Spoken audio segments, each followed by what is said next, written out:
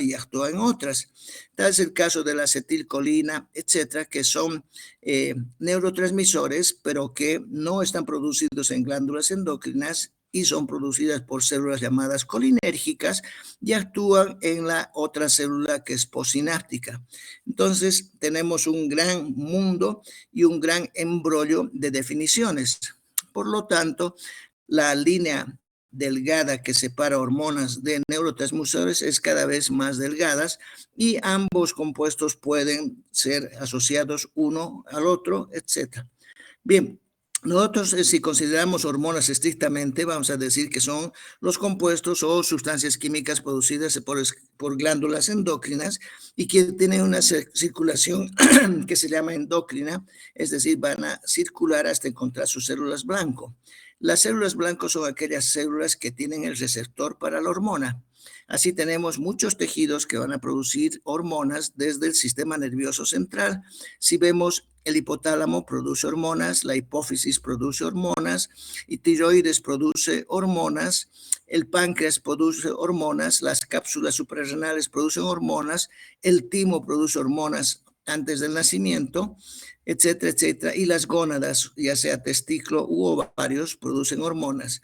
Cada una de las hormonas, lo interesante es que está regulada por un eje, y creo que lo más importante en la parte bioquímica, además de cómo se sintetizan, cómo se forman, es definir el eje que domina la secreción de esa hormona. Me explico. Por ejemplo, la hormona que se llama cortisol, que es producida en las células o es generada en las células de la zona fascicular o reticular de la cápsula suprarrenal, está determinada por la hormona liberadora de corticotropina que se encuentra en el hipotálamo. Esta, por un mensaje de arriba del cerebro, se libera y actúa en la hipófisis. La hipófisis produce la hormona ACTH. La hormona ACTH se llama adrenocorticotropina y es un polipéptido.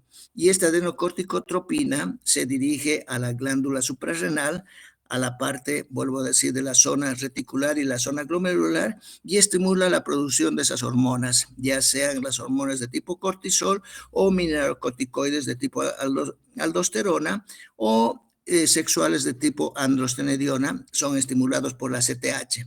Sale la hormona que corresponde, en este caso el cortisol, por ejemplo, y circula en la sangre, y como es una hormona lipofílica, es decir, tiene más contexto lipofílico que hidrofílico, es necesario que se movilice en la sangre por un transporte. Eso se llaman transportadores hormonales, y los transportadores hormonales en un 80-90% son globulinas. Entonces tenemos diferentes nombres para los transportadores plasmáticos de las hormonas. Por ejemplo, para la transportadora de cortisol se llamará transcortina o transcortisol porque está transportando al cortisol a sus células blanco. Y su célula blanca del cortisol está en muchos tejidos, muchísimos tejidos, y el cortisol, como es lipofílico, penetra al interior de la célula y realiza una acción en el interior. Y esa es la respuesta celular que se está buscando con esa hormona, pero recordando que está determinada por un eje, y ese eje es regulado por retroalimentación. Me explico, si hay mucha hormona cortisol, inmediatamente se bloquea la ACTH. Si hay mucha ACTH, se bloquea inmediatamente la CRH, y todo es comandado y regulado por retroalimentación negativa. Entonces, así tenemos cómo funciona el sistema hormonal en nuestro cuerpo. Vamos ahora a lo que nos interesa desde el punto de vista bioquímico, que es cómo se origina la síntesis, dónde actúa, etcétera, etcétera. Vemos aquí, las hormonas son compuestos químicos simples o complejos que son secretados de células especializadas, glandulares o no, ahí viene el ejemplo, que actúan como un primer mensajero en otra célula llamada célula blanco, condicionando una respuesta. En el dibujo, si ustedes se fijan en número 1, tenemos ahí la célula endocrina, libera el compuesto químico, ese compuesto químico por liberación sale a la sangre, es transportada hasta su célula blanco, en su célula blanco tiene la acción, inmediatamente se produce la acción en la célula blanco, y todo el resto de hormona que no va a actuar o que actúa y puede salir de la célula blanco, inmediatamente es vuelta a transportar hacia el hígado, particularmente para su transformación o metabolismo, y luego es eliminado por vía biliar o por vía renal. Ese es el circuito que realiza una hormona. Volviendo al punto, las hormonas son compuestos químicos simples o complejos secretados en células especializadas. Les había dicho, y vuelvo a recalcar, de la placenta. La placenta es un tejido que va a producir muchas hormonas, donde está otra vuelta la HCG subunidad beta. También tenemos el tejido grasoso, el tejido adiposo, va a producir una hormona que se llama leptina, y la leptina va a regular el proceso de obesidad o no en la persona.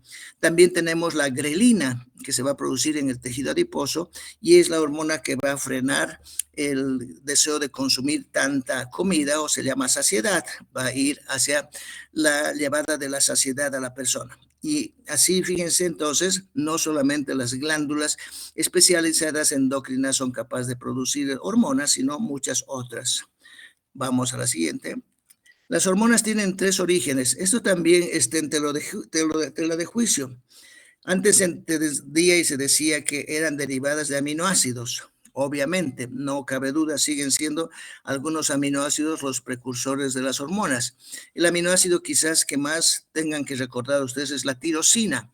La tirosina forma las hormonas tiroideas y eso es lo que más nos interesa a nosotros, y forma también a los neurotransmisores llamados catecolaminas, que son también derivadas de la tirosina o el aminoácido que más va a participar en la formación de hormonas. Por otro lado, se decía que las hormonas son polipéptidos o proteínas que están genéticamente determinados. Así que aquí interviene el ADN de muchas células para producir la proteína o la hormona correspondiente. De las 60 o más hormonas que existen, más del 90% son polipeptídicas, es decir, que están determinadas genéticamente para su función. El gran problema que al ser el DNA el que comanda la formación de la proteína, el DNA puede sufrir muchas mutaciones y la hormona como tal puede salir mutada o alterada y no cumplir su función. Entonces ya veremos más adelante qué pasa con estas hormonas polipeptídicas. Hay hormonas derivadas del colesterol que se llaman las hormonas esteroidales. Y las hormonas esteroidales son como 9 o 10 hormonas esteroidales que derivan del colesterol. Hay que recordar que el colesterol llega a las células donde se van a producir las hormonas a través de la LDL. La que va a transportar al colesterol es la lipoproteína de baja densidad. Y la lipoproteína de baja densidad deposita el colesterol en esas células.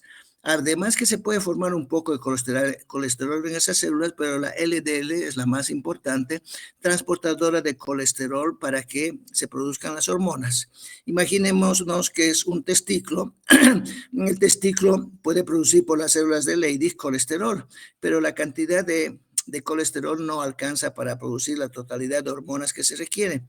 Entonces, la lipoproteína de baja densidad, LDL, a través de una endocitosis, ingresa a las células de Leydig y ya tenemos colesterol. Obviamente, muchos de estos colesteroles están esterificados. Entonces, la base para que se formen las hormonas del colesterol proveniendo de las LDL es perder la esterificación, es decir, ser un colesterol desesterificado. Esterificación significa que el colesterol estaba unido a un ácido graso. Entonces, al ingresar a la célula, tiene que perder ese ácido graso, y ese ácido graso habitualmente lo pierde por lipasas intracelulares, y el colesterol queda puro para que se genere la hormona que corresponde a ese órgano o tejido. Tenemos también derivados de otros compuestos. Por ejemplo, ya no entran aminoácidos ni tampoco proteínas genéticamente determinadas ni colesterol, sino que vienen como aminas biógenas. Aminas biógenas que se forman por compuestos que no son de ninguno de estos 3 orígenes. Y ahí viene el gran conflicto. Decía la placenta, forma somatomamotropina, forma hormona para lactógena o forma la hormona HCG, y ese no es un tejido enteramente, vuelvo a decir, enteramente endocrino, y sus hormonas tampoco son productos absolutamente conocidos, sino que están determinados por su estructura para decir si este es un polipéptido que se está formando aquí, pero también puede ser otro compuesto, no necesariamente formado de colesterol, ni aminoácidos, ni de polipéptidos, ni otros compuestos. Bien. Las hormonas no siempre son secretadas por células especializadas, tal es el caso, hemos dicho, de los neurotransmisores y los mediadores bioquímicos, prostaglandina, etc. El límite entre ellos y las verdaderas hormonas no existe en cuanto a sus tipos de receptores, transducción de señales y sus mecanismos de acción. Las hormonas se clasifican de diferentes maneras. Hay muchísimos autores y muchísimos libros que nos dicen cómo clasificar a las hormonas. Este es el más sencillo que existe. Por su liposolubilidad, las hormonas liposolubles generalmente son las hormonas del grupo 1 y las hormonas del grupo 1 son aquellas hormonas que tienen sus receptores intracelulares y las hidrosolubles son hormonas del grupo 2 y estas hormonas del grupo 2 no ingresan a las células blancos, sino que simplemente hacen contacto con los receptores y generan segundos mensajeros. La segunda clasificación es por si requieren proteínas de transporte o no. Las del grupo 1 sí requieren proteínas de transporte. Las del grupo 2, que son hidrosolubles, no requieren proteínas de transporte. Por su vida media, larga o corta, la vida media del grupo de las liposolubles es más larga que la de las hidrosolubles. Las hidrosolubles a veces duran segundos o minutos. Por la localización de sus receptores, y es la clasificación más aceptada en este momento, si los receptores se encuentran intracelulares o se encuentran en las membranas, y por la localización de los receptores y por la evocación que producen estos receptores, ya sean del grupo 2, que son membranosos, que van a conducir a segundos mensajeros, vamos a tener diferentes grupos 2A, 2B, 2C, etcétera, etcétera, porque hacen que se estimule el AMP cíclico, el GMP cíclico, el calcio, etcétera, que son segundos mensajeros. Entonces, la clasificación más importante para nosotros es por la localización de sus receptores de membranas. Acuérdense que los receptores de membrana pueden ser de tipo 1, 2, 3 o intracelulares. Hoy por hoy esa clasificación que era muy clásica se ha modificado un poco y el número 1 puede pasar al 2, el 2 al 3. Ya no importa decir este es un receptor de tipo 1, sino decir simplemente este es un receptor de tipo canal iónico, este es un receptor acoplado a la proteína G, este es un receptor único de una sola hélice que se dimeriza y estos son receptores intracelulares. Bien. También pueden clasificarse, hemos dicho, por su estructura química, pero es lo que menos se utiliza. Lo que más vamos a ver entonces son los receptores, o digo, las hormonas clasificados por la localización de sus receptores. Aquí tenemos algunas estructuras químicas y algunas hormonas que corresponden a los polipéptidos. Les había dicho que las hormonas polipeptídicas son más del 90% del total de las hormonas. Entonces, donde encontremos hormonas, va a haber seguramente hormonas polipeptídicas que responden al DNA para su formación. Tenemos hormonas del hipotálamo, hormonas hipofisiarias y una gran cantidad de hormonas, todas ellas son polipeptídicas o proteicas. Las hipotalámicas y las hipofisiarias, por su estructura, todas son polipéptidas. Hay hormonas también que se producen en diferentes glándulas que son de tipo polipeptídicas. De acuerdo a su estructura, hemos dicho esteroidales, ahí tenemos muchas hormonas, más o menos unas 9 hormonas, las mineralocorticoides por excelencia, aldosterona, glucocorticoide por excelencia, el cortisol, otras hormonas derivadas de los esteroides o el colesterol, el calcitriol, las hormonas sexuales, hormonas de estrógeno, progesterona, hormonas de tipo testosterona. Y en el grupo 1 se agregan dos compuestos que no son derivados de esteroides, que es la hormona tiroidea y el ácido retinoico. La hormona tiroidea, hemos dicho, su origen está en la tirosina, que es un aminoácido de tipo alcohol y un aminoácido aromático, y el ácido retinoico está derivado de la vitamina A, es una forma activa de la vitamina A que regula la proliferación y crecimiento de las células. Fíjense, un compuesto que esté ingresando al cuerpo como ácido retinoico va a actuar como hormonas del grupo 1, es decir, va a tener sus receptores intracelulares y va a generar respuesta celular, y esa respuesta celular en el caso del ácido retinoico, repito, va a producir o va a regular la proliferación celular, el crecimiento celular, el desarrollo celular. Es un compuesto extraordinariamente importante y útil en nuestra vida. Derivados de aminoácidos, el óxido nítrico deriva de la arginina, la dopamina, noradrenalina, adrenalina y la tirosina derivan de la tirosina como tal. Ahí tenemos las hormonas tiroideas T3 y T4. Bien, fíjense, según la localización del receptor, aquí en la figura de la izquierda, están los receptores de membrana y aquí a la derecha los receptores intracelulares. En los receptores de membrana, el ligando hace contacto con el receptor y genera una respuesta. La respuesta habitualmente es la producción de un segundo mensajero. En las hormonas del tipo 1, la hormona ingresa al interior de la célula, es liposoluble, genera o busca a un receptor, se dimeriza y una vez que se dimeriza busca al ADN y el ADN de esa célula establece qué genes se van a activar en función a esa hormona que se ha fijado a su estructura. Por ejemplo, el cortisol, que es una hormona glucocorticoidea, va a estimular aproximadamente unos 30 genes, no un solo gen. Es decir, el momento que entre el cortisol va a activar diferentes partes de los genes y esos genes van a producir RNA mensajero y esos RNA mensajeros van a ir a formar la proteína que se requiere. En el caso del cortisol están implícitas las enzimas como proteínas de la gluconeogénesis. Entonces, es extraordinariamente interesante la acción que tienen las hormonas del grupo 1 o intracelulares y también las del grupo 2. Los receptores actúan solamente sobre células que poseen, o las hormonas, perdón, actúan solamente sobre las células que poseen receptores para ellas y se llaman células blanco o diana. Ahí tenemos hormona más receptor igual efecto inducido.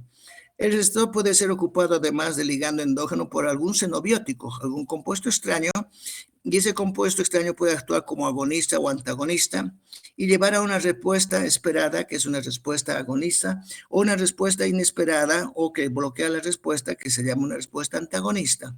Eso van a ver muchísimo en farmacología, cómo los fármacos actúan a través de la bioquímica, buscan receptores y esos compuestos pueden bloquear al receptor y generan un efecto antagónico, o pueden activar al receptor y generan un efecto agónico o efecto puro. Bien, los receptores en un 98% son proteínas y están localizados, vuelvo a decir, en la superficie. La mayor parte son glucoproteínas o están localizadas en la célula, en el interior de la célula. Los receptores tienen 2 o más dominios estructurales. Acuérdense que los dominios son porciones o segmentos de la proteína especializados para realizar una función. Hay algunos receptores que tienen hasta 7 dominios. Un dominio que reconoce a la hormona, un dominio que activa la parte interna, un dominio que activa la parte externa, un dominio que se comunica con una proteína intracelular, un dominio que activa todo eso y un dominio que frena. Entonces, eso está muy bien establecido y sabemos que las hormonas o cualquier compuesto que va a buscar un receptor tiene que tener un dominio que lo reconozca y un dominio que produzca la acción, que es lo que más nos interesa, independiente de los demás dominios que pueda tener. Los receptores, dice, cuyo ligando se desconoce, se denominan receptores huérfanos. Son aquellos en que el ligando que va a actuar en ellos no se sabe cuál es y actualmente la concepción sigue manteniendo y la denominación como receptores huérfanos. Ahora, la unión con los receptores es saturable y existe la teoría de receptores totalmente ocupados o parcialmente ocupados y la relación con la respuesta que genera indica que más o menos receptores han sido ocupados. Por ejemplo, es el caso de la morfina y la codeína. La codeína se considera un opiáceo débil y la morfina se considera un opiáceo fuerte. Cuando ingresa al cuerpo, estos son opiáceos naturales, es decir, no del cuerpo, sino vegetales, son esteroides, son compuestos absolutamente producidos por el opio, por la planta llamada amapola y por su sustancia gelatinosa que se llama el opio, y cuando ingresan al cuerpo van a buscar receptores. La morfina es un opiáceo fuerte porque ocupa muchísimos receptores mu, kappa o delta, y la codeína es un opiáceo débil porque no ocupa la totalidad de receptores, sino simplemente un porcentaje de receptores. Entonces ahí tenemos una diferencia en cuanto a la ocupación de receptores. Hay una teoría, sin embargo, que dice que sí, los receptores están parcialmente ocupados, el efecto puede durar más porque hay una parte de receptores que no se han ocupado y cuando los receptores se han liberado del ligando, inmediatamente la otra parte se activa porque capta más ligandos y así sucesivamente ese compuesto tendría más acción, más tiempo para producir lo que se está buscando porque tiene la teoría de receptores parcialmente ocupados. Eso es un tema que compete, sin embargo, a farmacología y lo van a ver con detalle y con muchos ejemplos. Bien, los receptores hemos dicho que pueden ser de tipo 1, tipo 2, tipo 3. Generalmente los receptores de tipo 1 son catalogados como receptores de tipo canales iónicos y tienen varios dominios o subunidades en su estructura proteica. Habitualmente tienen 4 o 5 dominios. Uno de los ejemplos más clásicos de los receptores de tipo 1 son los receptores para la acetilcolina, receptores nicotínicos. La acetilcolina tiene dos tipos de receptores, unos nicotínicos y otros muscarínicos. Los nicotínicos actúan como canales iónicos y permiten el ingreso de diferentes iones. Son receptores llamados ionotrópicos y tienen varias subunidades. La acetilcolina, por ejemplo, hace que el sodio y el calcio en diferentes circunstancias ingresen al interior de las células. En cambio, si la acetilcolina actúa sobre receptores muscarínicos, no se produce un movimiento iónico, sino que se genera una actividad de la proteína G que está ligada a los receptores de tipo 2 muscarínicos y la proteína G activará enzimas interiormente o abrirá canales iónicos, pero de una forma diferente, no directamente del ligando que actúa sobre el canal iónico, sino de una parte de la proteína G, de la subunidad habitualmente A, de la proteína G que va a abrir o cerrar canales iónicos de forma interna. La insulina posee 4 dominios, etcétera, etcétera. Los receptores, hemos dicho, son de tipo 4, tipo 1 como canales iónicos, tipo 2 acoplados a la proteína G, tipo 3 acoplados a sistemas enzimáticos y tipo 4 intracelulares. Los receptores para las hormonas del grupo 1, como derivados esteroidales, hormonas sexuales, tiroideas, ácido retinoico, se localizan en el interior de la célula. Pueden estar en el citoplasma o en el núcleo. Las hormonas del grupo 2 o polipeptídicas se encuentran en las membranas o actúan sobre las membranas y hemos dicho que se van a clasificar en 2A, 2B o 2C según el segundo mensajero que activen. Entonces aquí tenemos hormonas del grupo 1 que son derivadas esteroidales y sus receptores son intracelulares. Tenemos al glucocorticoide más importante, que es el cortisol, producido por nosotros. Algunos autores dicen que producimos un poco de hidrocortisona. Eso no está demostrado totalmente, pero sí producimos cortisol. Los andrógenos que vamos a producir, está la androstenediona y está la testosterona. Los estrógenos, están los 3 estrógenos clásicos, estriol, estriona y estradiol. Y se dice que el estriol es producido por la placenta y no necesariamente por este tipo de células que tienen receptores intracelulares. Los progestágenos, tenemos a la progesterona, el calcitriol, que está muy relacionado con el metabolismo del calcio y de los huesos, y los mineralocorticoides, que tenemos a la aldosterona como principal representante, y luego los otros dos que no son esteroidales, el ácido retinoico y la hormona tiroidea. Las características del grupo 1 en sus receptores intracelulares es la siguiente: tienen que ser lipofílicas o liposolubles, utilizan proteínas de transporte, son derivadas del colesterol, excepto tiroides, la hormona tiroidea y ácido retinoico, tienen vida media prolongada en el plasma y tienen muchos coactivadores. Hoy por hoy la biología molecular está entrando a mundos que antiguamente no los conocíamos y se están desarrollando muchísimas teorías y muchísimos trabajos en función a cómo actúan las hormonas de este grupo y se ve que hay coactivadores, no es tan directo como y tan sencillo como lo describimos acá. Los coactivadores son proteínas, todos ellos, y tienen diferentes nombres: CBP300, CHRE, HRU, GRIP1, etcétera, y cada uno tiene un rol importante en lo que va a ser la acción de la hormona. Eso es un trabajo para investigar y para conocer. Quizás el próximo año tengamos que abundar en detalles de esto, porque ya la literatura nos está bombardeando con que es imprescindible que se conozcan estas moléculas, porque estas moléculas podrían ser moduladas farmacológicamente. No se olviden que la bioquímica es la base para la farmacología y la farmacología lo único que hace es remediar los efectos bioquímicos que producen los diferentes endógenos ligandos. Bien, aquí tenemos del grupo 1 un ejemplo y hemos dicho, existe una hormona, busca su receptor, ingresa la hormona al interior de la célula, se junta, forma el complejo hormona-receptor. Este complejo hormona-receptor se dimeriza, es decir, se duplica y va a buscar un elemento reconocedor de la hormona que se llama SRE o cualquier nombre, elemento de reconocedor de la hormona, y activa genes, no un solo gen como aquí parece. Hemos dicho que activa muchísimos genes al mismo tiempo.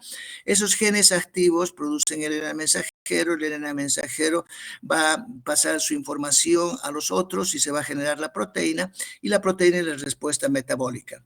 Uno de los ejemplos más clásicos en este grupo, independiente del cortisol, obviamente, es de la hormona tiroidea.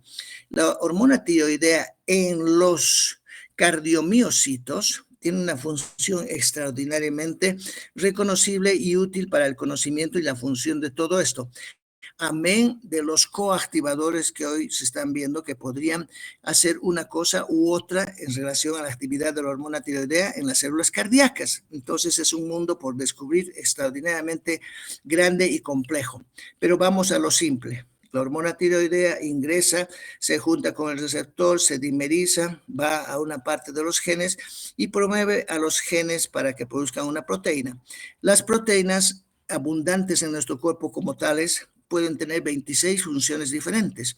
Hay proteínas que pueden actuar como enzimas, proteínas que actúan como receptores, proteínas que actúan como transportadores, proteínas que son de defensa, proteínas estructurales, etcétera, etcétera. En el caso de la hormona tiroidea, produce una proteína que actúa como receptor y es un receptor beta-adrenérgico en la célula cardíaca. Entonces, la hormona tiroidea ha producido una gran cantidad de receptores beta-adrenérgicos que se van a localizar al citoplasma. Se localizan en el citoplasma los receptores y la gran cantidad de receptores beta-adrenérgicos llama a la noradrenalina y a la adrenalina que está periférica. Y al ver la noradrenalina y adrenalina que hay muchos receptores que están en la superficie de la célula cardíaca, empiezan a actuar con esos receptores y se produce una acción debida a la ocupación de los receptores. Esas acciones de la hormona tiroidea se dividen en dos, unas acciones que son inotrópicas, es decir, que aumentan la fuerza de contracción de la célula cardíaca porque estimulan a la parte alfa de la miocina. La miocina, no se olviden que es la proteína que va a contracturar y que va a ser la que va a determinar la fuerza de contracción de los músculos. Y la otra, porque hay tanta cantidad de receptores que va a hacer que la célula cardíaca empiece a latir mucho más rápido. Entonces, ese efecto se llama cronotrópico. Y los dos efectos repitiendo de la hormona tiroidea en la célula cardíaca sería un efecto cronotrópico positivo y un efecto inotrópico positivo. Cronotrópico significa un aumento de la frecuencia cardíaca y la hormona tiroidea puede llevar a 140, 150 el latido por minuto. Y la fuerza de contracción es el efecto inotrópico. Aumenta tanto que en algunos pacientes el caudal de hormona tiroidea, el hipertiroidismo, le produce tanto problema cardíaco que al final puede morir por una falla cardíaca, un gasto cardíaco desmedido que lleva a un paro cardíaco. Bien, las del grupo 2 hemos dicho dónde están sus receptores en la membrana y qué segundos mensajeros activan. Y habíamos dicho que hay segundos mensajeros y permite clasificar en grupos 2A, 2B, 2C, 2E, 2D, perdón. Aquí el 2A es aquella hormona cuyo receptor de membrana activa el AMP cíclico o inhibe el AMP cíclico. No necesariamente todas activan, pero su segundo mensajero es el AMP cíclico. Y ahí tenemos, por ejemplo, un ejemplo muy clásico, la denilato ciclasa es activada por el AMP cíclico. La denilato ciclasa es la enzima que va a formar el AMP cíclico, por lo tanto, a esta enzima la regulará la hormona en más o en menos y es dependiente de la proteína G. El grupo 2B activa o utiliza el GMP cíclico, que es activado a la vez por la guanidulato ciclasa con su sustrato, que es el GTP, a través del intermedio, que es la proteína G. El grupo 2C utiliza calcio y calmodulina, sobre todo fosfatidilinositol también, y el grupo 2D, aquí está equivocado, va a utilizar IP3-diacilglicerol y varias cascadas de sinasas o de fosfatasas.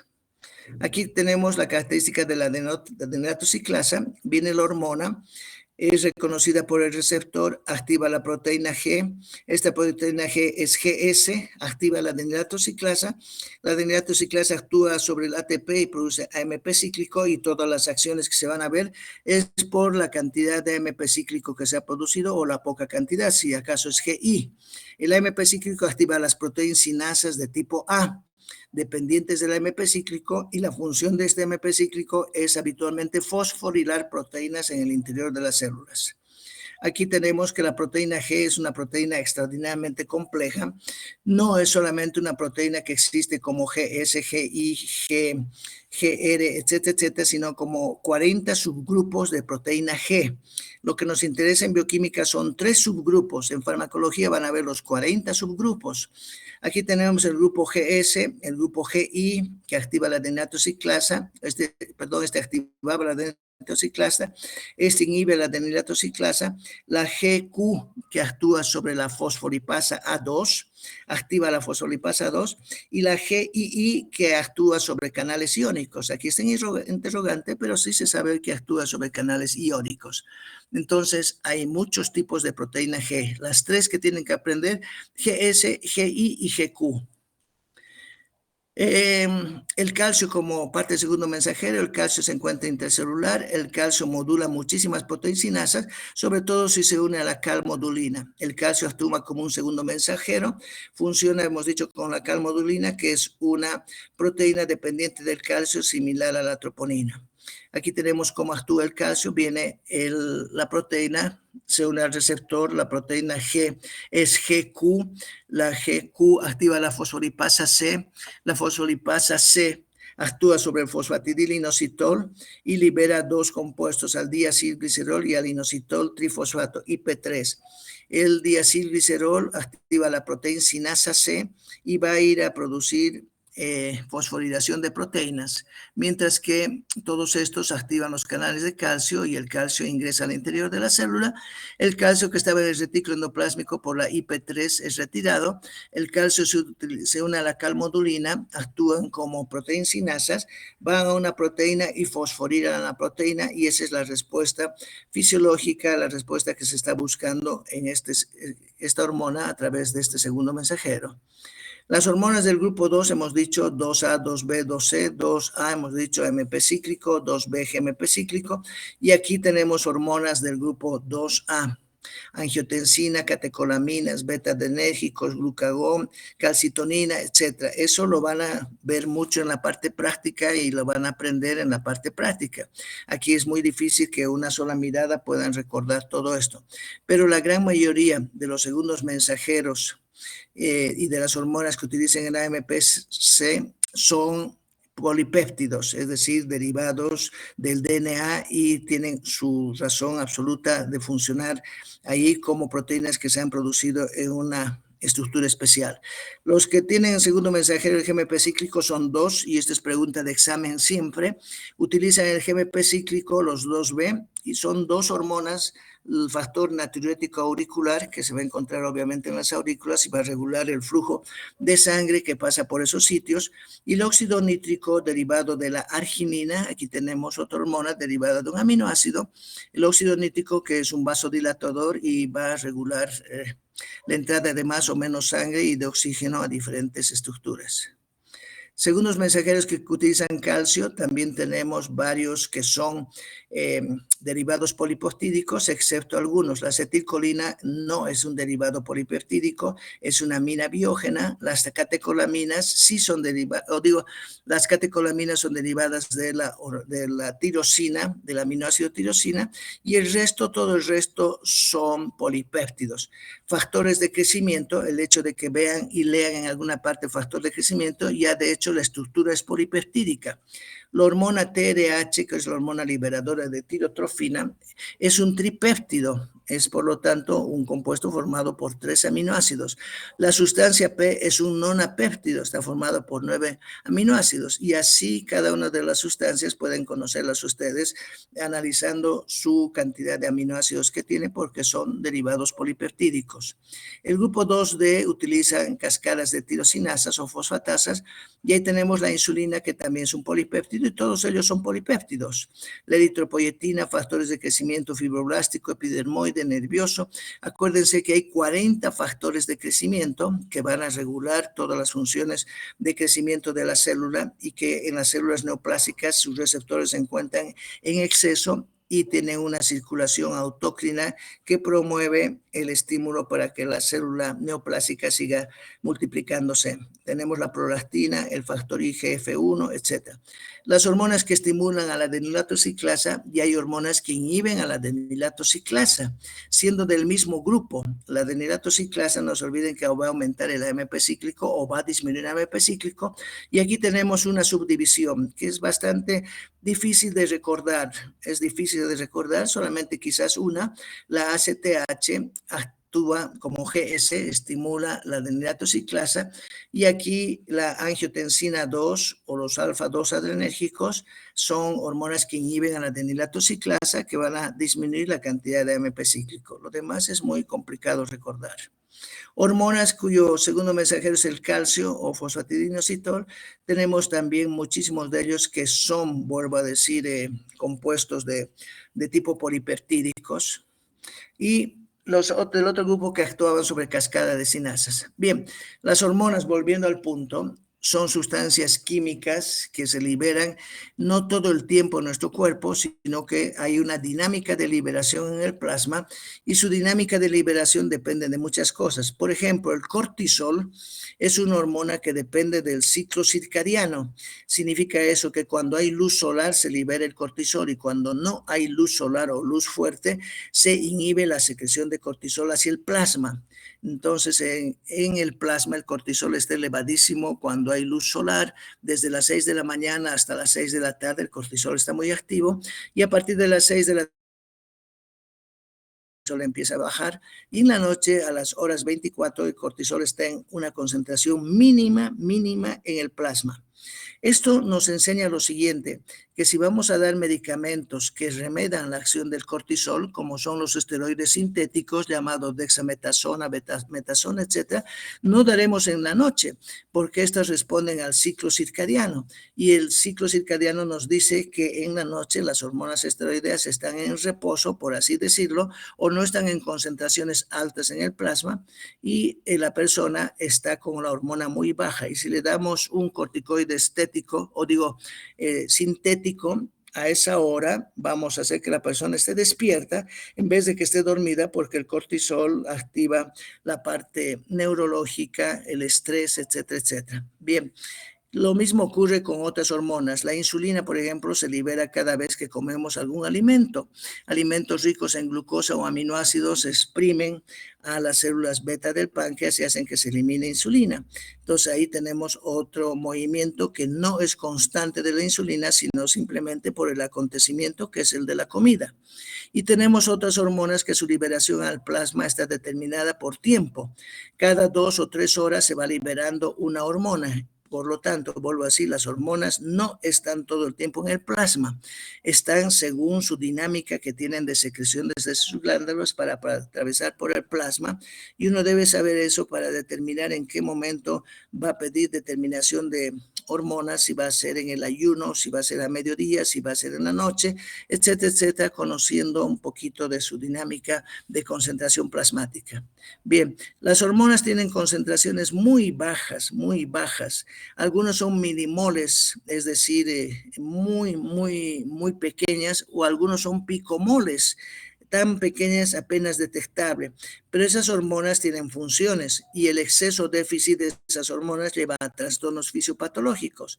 Aquí en la figura tenemos un exceso de la hormona de crecimiento que produce gigantismo en uno de ellos y el otro el exceso o el defecto de la hormona tiroidea que produce hipotiroidismo con las manifestaciones clásicas del paciente hipotiroideo. Entonces, fíjense, concentraciones tan bajas de hormonas en el plasma, en determinados momentos pueden estar relacionadas con muchas patologías. No cabe duda que las patologías endocrinas son extraordinariamente buenas, importantes. Ahí tenemos el hipotiroidismo, el hipertiroidismo, la enfermedad de Addison, el síndrome de Cushing, el gigantismo, etcétera, etcétera, que tienen que repasarlo y mirarlo, pero también es un tema que van a llevarlo en fisiopatología al año y van a llevar en endocrino en cuarto, quinto año y también van a llevar en pediatría. Entonces, lo que importa mucho en la parte bioquímica es el origen de las hormonas, su componente de las hormonas y dónde actúan. Lo demás, la parte clínica, el exceso, el defecto, lo conocerán más adelante. Tenemos hormonas importantes. Aquí tenemos las hormonas, habíamos dicho, del hipotálamo, de la hipófisis, tiroides, paratiroides, del timo, de las glándulas suprarrenales, del páncreas, de los ovarios y de los testículos. Muy bien, quedamos aquí, chicos. El día jueves nos vemos otra vez a las 7 menos cuarto. Por favor, empezaremos en punto para que la clase, que dura 45 minutos a una hora, no sea tan larga ni tan aburrida y podamos avanzar. Que tengan una buena mañana. Hasta luego. Adiós. Hasta luego, doctor. Hasta luego, doctor.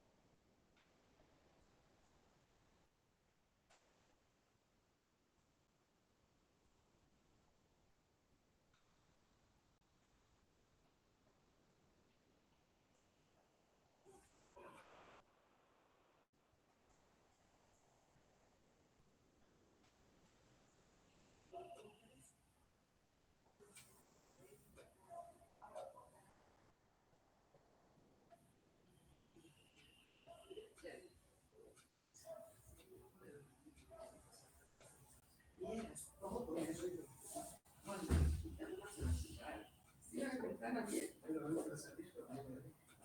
Ah, pero después, pues cuando quién dio la cama.